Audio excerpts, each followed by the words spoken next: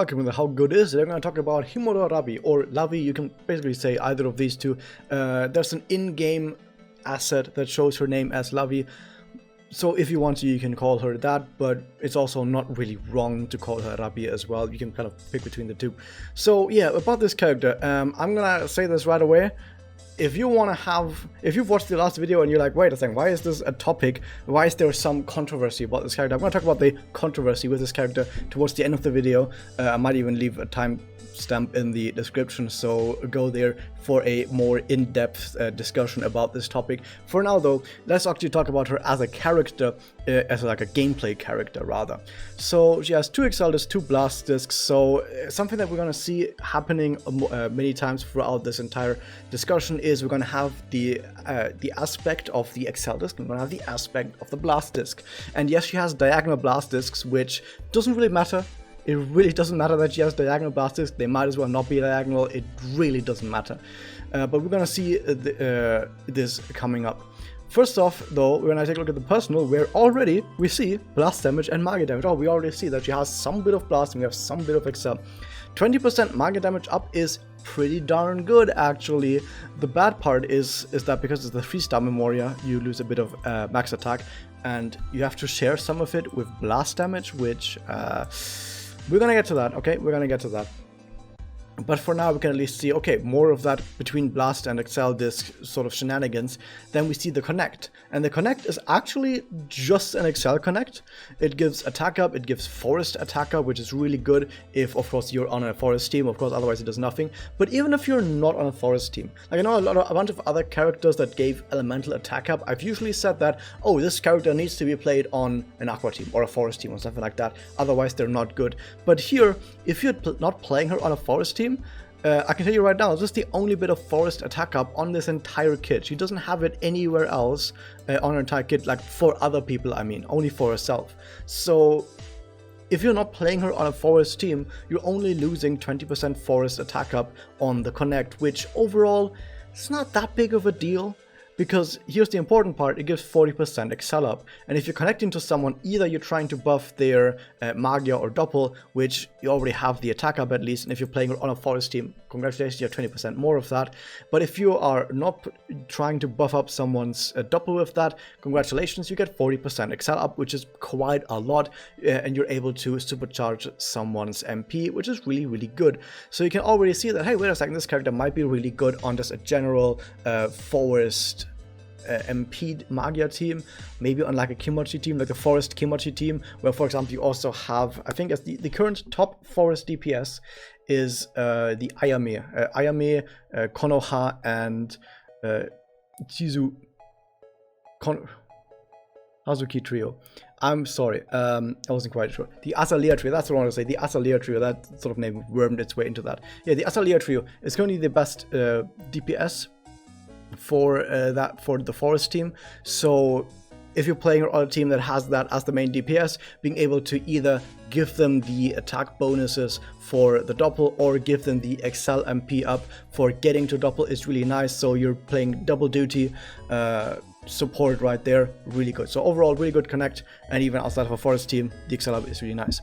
Moving on, we have the Doppel Quartitlan, which by the way is the name of a city that sits just north of where the ancient Tenochtitlan was located. Which, by the way, if I was a time traveler, the first place that I would go to was Tenochtitlan. They built a city on a lake, which is insane. The Aztecs were fucking amazing. Anyway, so this is Quartitlan, and the double effects are attribute strength damage to all enemies, so already we can see, oh, we got a bunch of damage. Now, I didn't say this earlier, but her attack is pretty darn high. She actually has pretty insane attack. It's extremely high, which is quite amazing. Despite that, her defense and HP are still pretty darn good. So overall, her stats are actually really, really good, especially her attack. So she actually is able to pump out a whole bunch of damage with this doppel to all enemies. Nice. So you can kind of see her as a secondary or primary DPS depending on who else is on your team. Really nice. So already looking pretty good. Then on top of that, damage up. We got a damage buff. Really nice. You want to have a damage up on your team because this is something that is a lot rarer and a lot harder to stack than other kinds of damage ups. Like for example, attack up. Attack up is really easy to stack. A lot of characters have attack up. That's not really that special. But damage up is rarer. Is harder to stack, therefore having damage up is generally currently a better thing to have, and it's really nice to have it to not just self but all people for 5 turns, 4%. Really nice numbers on there. And then you also get damage cut and negates that. Everyone's like, it doesn't really matter that much, right? Like these parts, I don't really care too much. If you're doing anything that isn't Kimochi, then this is going to be really nice to be able to survive a bit longer, to maybe if you're in 100 evils, maybe some nodes have ailments and you don't have to worry about those ailments. That's pretty nice. But overall, this is just some defensive stuff that in most cases won't really that important. But at least if you're a fresh player, if you're a newer player, then this might actually be something interesting for you. So overall, she's looking pretty good already. And moving on, we have force attack up to herself. We have some double damage nodes, like an additional double damage node that we usually don't have. We have an excel up node, blast up node, just a bunch of normal nodes, but like it's good that they're all here, because if any of those were missing, like if the excel up was missing, we'd be like, hey, why is there no excel up? And we also have anti-magia seal important. We have an extra double damage up, just some really nice modifiers on top of anything, but nothing game breaking. Okay, nothing in here is insane, but everything in here is it's pretty alright. However, then we have blast MP gain up, which doesn't really fucking matter, but I'll get to that in a second. And then we have the actual best node, damage increase 17.5% to all of everyone for 5 turns, and I guess it also does damage cut, which is not that important. But the important part is 17.5% damage cut to everyone for 5 turns. That's just free damage. That's just free damage for everyone, and it's yellow damage as well, which is even harder to stack than the red damage. So it's the best effect you can have. The number sure isn't that high, but it's for 5 turns passively on battle start. It's fucking great, right?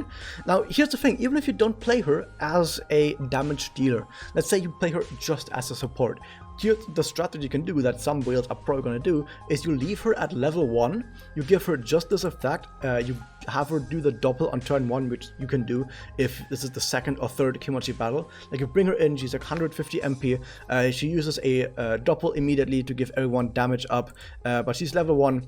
So she dies immediately, but she still buffs everyone with the damage increase, and she uses her active, which still gives everyone the attack up. So either you use her as a support level 1 who dies immediately but still buffs everyone really nicely with some great buffs, doing a really good job, or you can use her as a main or secondary DPS where she still buffs herself as well as whatever other DPS you have on the team. So overall, she's really flexible, she can do many different things. But here's the thing that I've told you about at the beginning of this: the fact that she doesn't have 3 excel discs and that she has an extra blast disc, the fact that her personal gives blast damage up instead of giving more excel stuff, the fact that she has blast salutation instead of another excel buff, like an MP buff for example, kind of does hurt her a little.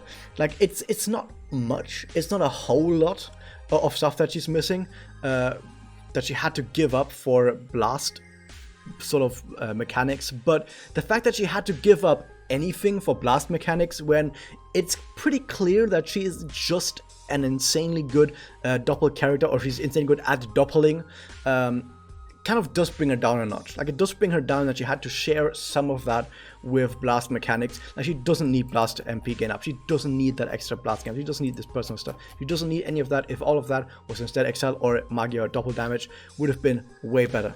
Okay, so overall she's very solid, she's got many different things that she can do. Overall a pretty good character. Is she going to be the best at something? Probably not. She's not quite there at being, for example, the best forest double DPS.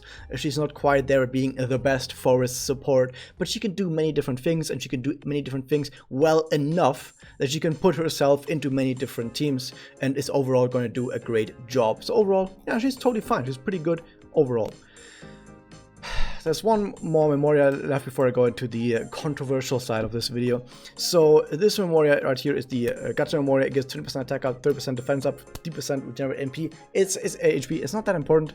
It's really not that important. It's a bunch of defensive stuff that you really don't really care much about, because if you really want a defensive Memoria, there's better ones out there, like Memoria that are completely defensive, and offensively it's like 20%.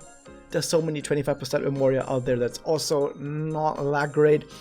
So it's trying to be a little bit of both. And while sure, if you want both offense and defense, it's pretty good. But probably you don't ever want to have like trying to spread yourself across both offense and defense. Usually you want to stack one of those, mostly attack. Usually you want to stack offensive abilities onto yourself.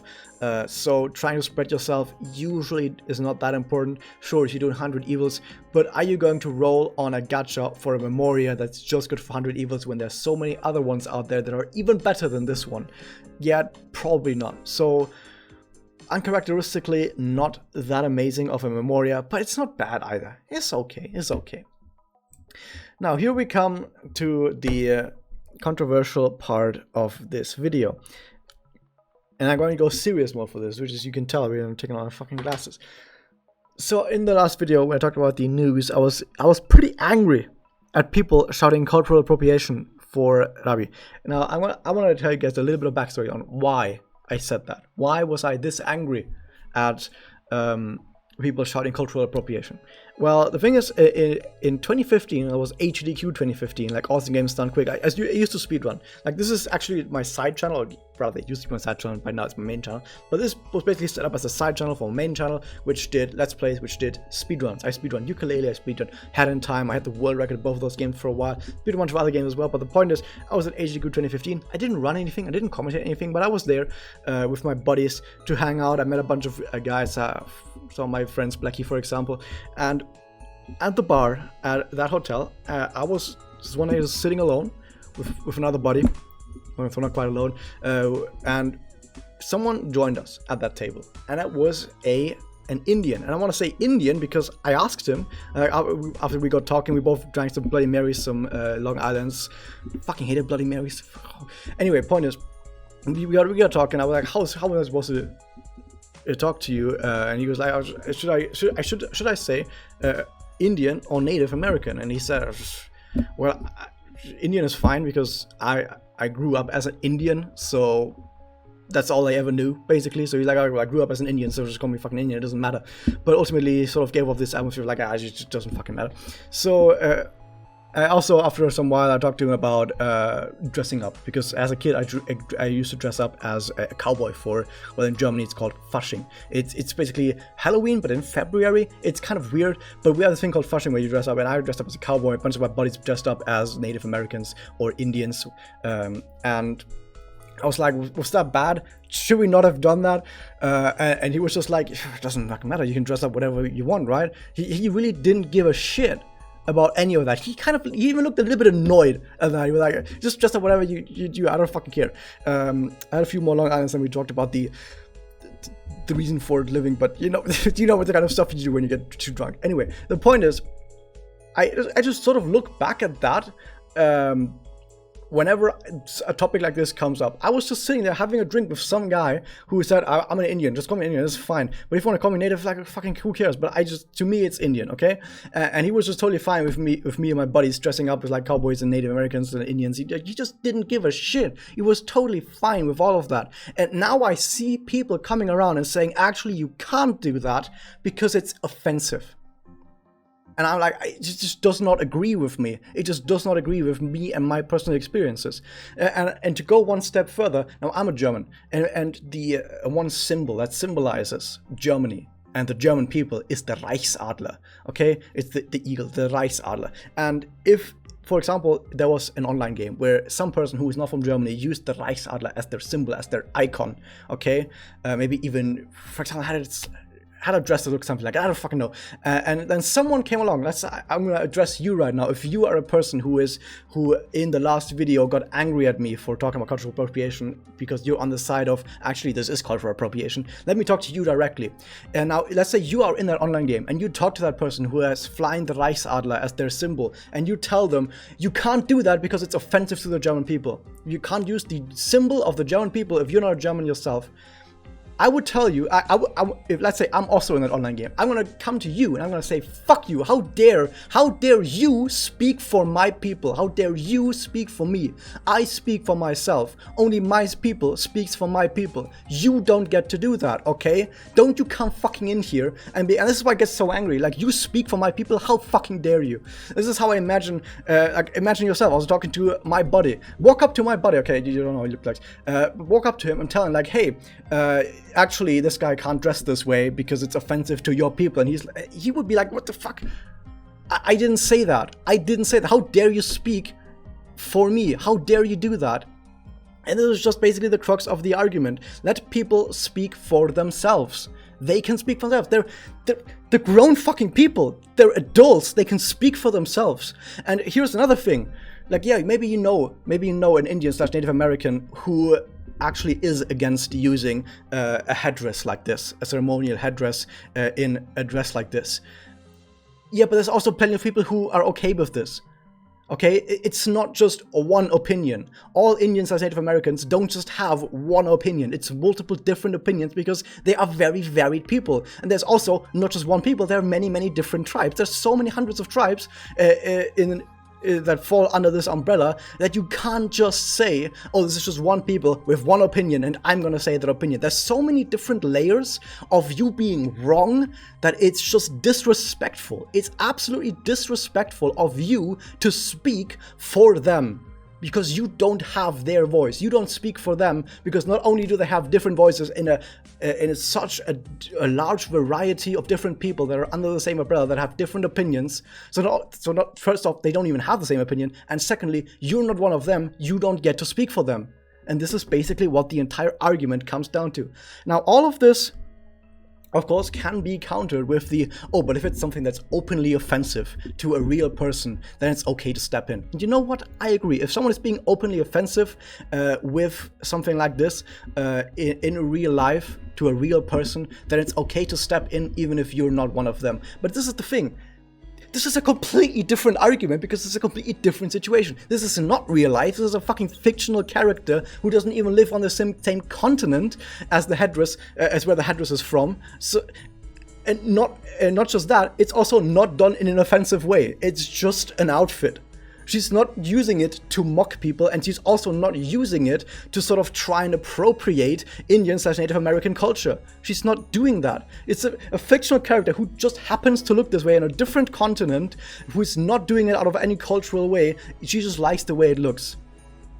So there's so many different things wrong with that I just cannot actually agree with any of the arguments being brought forth on why Rabi is controversial or problematic, because she's not. She's just not. And even if she was, so that's the thing. First off, she's not. And even if she was, you don't get to speak for them. You are not them.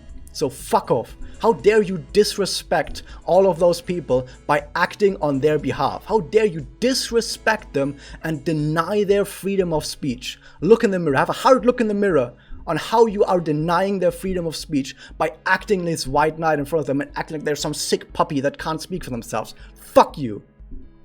Anyways, that was that. Hope you guys enjoyed this. Subscribe. I'll see you guys next time.